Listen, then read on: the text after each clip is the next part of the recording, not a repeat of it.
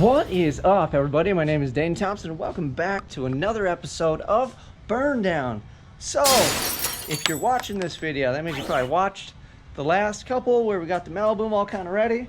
I pulled her around front. She was hiding in the back, kind of stored for the week, if you will. But we went to the track, went to the dyno, we made some power, I had a bunch of fun, but toward the end of the day, this thing started, it was ticking, and the ticking got more audible, I thought, or felt. And then toward the last run, the thing was just, I don't know if it was blowing out spark, or if it was hanging a valve, or if a lifter is not opening the valve or whatever, but it was cutting out and kind of shitting on itself. So we're gonna investigate that today. So I went to my favorite racing tool supplier, Harbor Freight, and I got me a compression tester. So we will open that up and test the compression on all the cylinders. So I thought it was on this side. Luckily, all these plugs are easier to get to. So driver's side, bank 1, I guess it would be. So we're gonna check that out and see how we go, and I'll just give it a couple revolutions and then run around and we'll see what the number is. We'll write them all down and see if there's any of them that are dipped really low, and then that can give me a starting point. And then if all those boys look good, then we'll check for exhaust leaks, and we'll look at spark plugs, and maybe maybe the plugs is too cold, because I'm running it real fat because I'm afraid of the heat, because we are just pumping mad hot air into this thing. But I don't know, I mean, the plugs look good, the threads.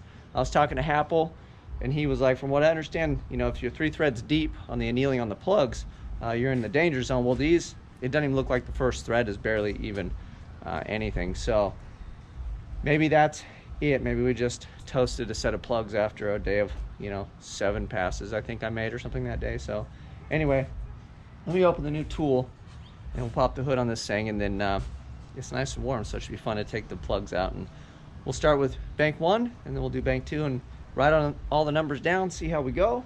One of them comes up short, at least we know kind of where to look. I didn't have an 8mm last time, so if one of them comes up short and it's easy enough to get to, maybe we'll at least pull push rods and kind of inspect the easy stuff before we start pulling heads and lifters and all that fun stuff. But on a bright note, unless this thing is toast, we will band-aid the hell out of this thing. We got another event in like 2 weeks, and I did not forget, yes, I have a front end kit, so I really want to kind of look into this. I'm praying it's just an easy, real quick slap it on there fix.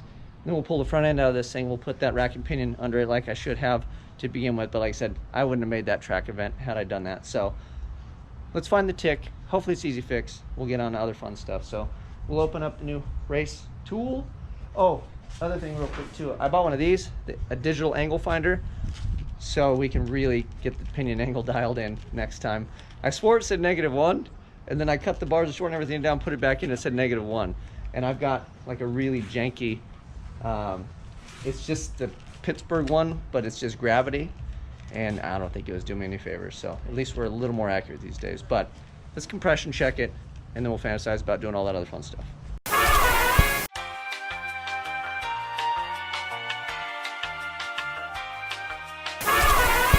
Okay, got some cardboard. Here we go. So we are at nada, and I'll spin it over a couple times.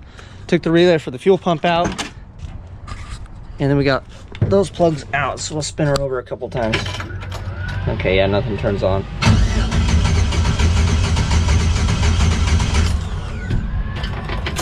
Let's go see what we got.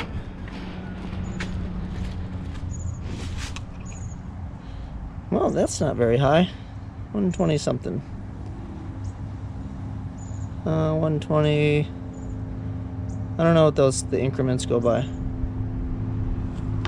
So say 120 plus 2. That's not good. Let's see, number 1. So 120.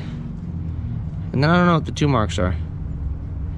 So we'll count that, but yeah, not a good start. Okay, so I've determined that those are 10, right? So 130, I'm gonna try it one more time. I tighten the line a little bit. So let's see. I think I can even watch it jump. Let's see, ready?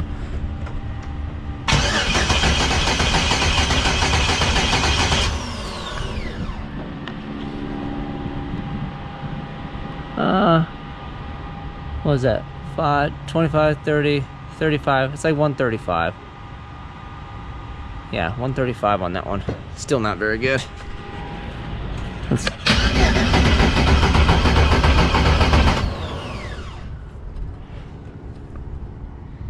Okay, now we are at 150. Let's do that again. That's singing. We need to kind of be consistent here, guys. From 120 to 130 to 150.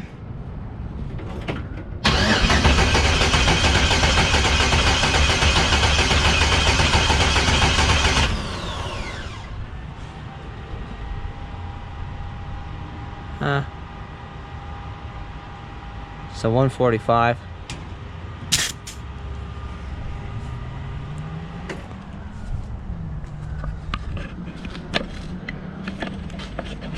We'll go with that. Let's try the next one. I'll keep them going and then we'll see how we go. But 145 is not very great. 145. This is what the number 1 and 8 were the same. So 145, 150, 150, 145. I ran this one a couple times too, and then these guys. It takes a little while to jump up there. I gotta crank it a few times, and then that's basically where the needle stops. So we'll try the other side, because at least they're even. I don't think it's the best compression, but I think it's all right. It's for boost, right? The boost pistons from GM. Over on the passenger side, I've got, I guess this would be 8 or 7. I don't know, was it 1, 3, 5, 7? So I got 8 out over here. I was working on the next one, but when I pulled these wires, I kept these in order too. This one, it didn't clip very well at all. Like, it just kind of comes out the plug fairly easily. So maybe if we're lucky, that would be our problem. But I'm gonna pull all these out and we'll cycle the engine and we'll take notes. And for those of you guys saying I screwed up because I wrote it wrong, whatever. I'm gonna write 1, 2, 3, 4 on this side too, and then you guys will really be confused and upset. So 1, 2, 3, 4 on this side as well. We got number 8 hooked up. Here we go. And we will turn it and watch what happens. Look through the window.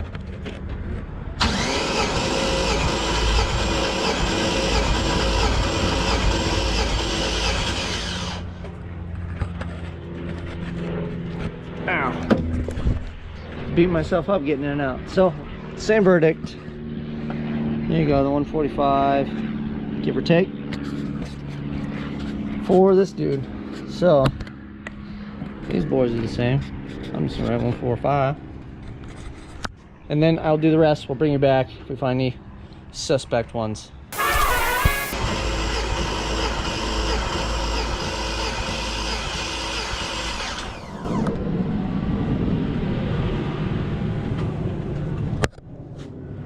Oh, beat myself up. Flipped upside down, I couldn't see it. Winner, winner, chicken dinner. So,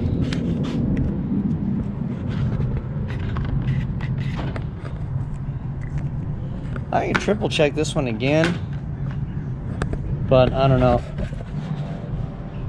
That is also obviously with the engine cool, because I can handle everything, and I spun it over a few times till it kind of plateaued. So I think maybe we have to look for some other stuff. I think that's good that everything's kind of in line. I'll make some phone calls and see. It doesn't seem like the best compression, but again, who knows how many miles are on this thing, and we've been beating the shit out of it, so they're all kind of even, so I'm really not going to sweat it. I threw the plugs back in, threw the wires back on, and I found the missing ones, so now we don't have the stock wire on there. We had the other old one that was originally on the car. 145 on the rears, 145 on this one. I didn't triple check it, but we'll just say it's 145, and the rest are 150, which should pretty well be in the ballpark.